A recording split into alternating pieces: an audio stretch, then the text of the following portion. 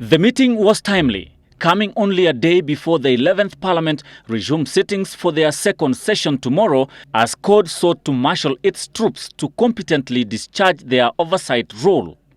More specifically, the opposition will need to be at its best to check against the excesses of the executive. CORD remains committed to continue playing our role as a responsible opposition, providing credible and consistent alternative voice in the best interests of the people of Kenya.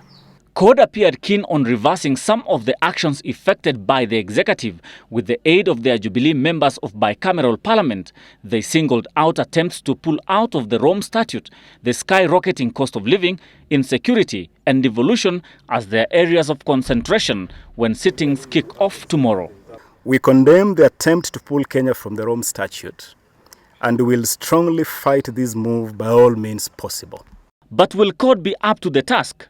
The thorn in their flesh is their comparatively inferior numbers, which has frustrated their legislative agenda, often losing out to the larger numbers of Jubilee and therefore not managing to push through anything meaningful in the last session.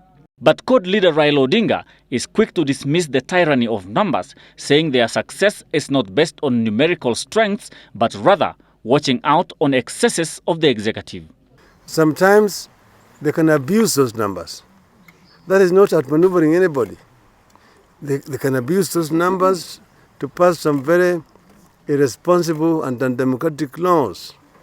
What we have, the role we have as an opposition is to speak what we think is in the best interest of the country. CORD is also deeply worried of Jubilee alleged forays among its members, with fears that the ruling coalition plots to weaken the opposition by enticing CORD members to switch loyalties, and which was allegedly evidenced by the recent tour of President Uhuru Kenyatta of the coast, claims which were rubbished by Raila Odinga. Wakienda kuongea na rais au naibu wake, hiyo si kusema kwamba wanatongozwa waingie kwenye Jubilee. Atakiwa kama hiyo ndio nia lao, tunataka kuambia, lakini hiyo haiwezekani. Watakula huu. Sisi huku kwenye CORD tuko ngangari, tuko imara, hatutongezeke hata kidogo.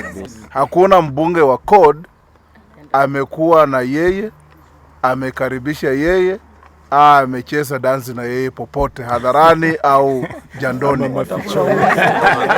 Even so, the meeting was dominated by this issue, with members accusing certain legislators from the coalition of having a sinister affair with the Jubilee coalition.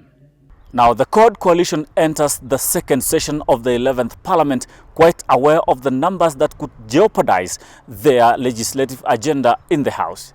But their driving force is not really outnumbering the Jubilee side, but rather doing their job, that of checking the executive and letting the public judge.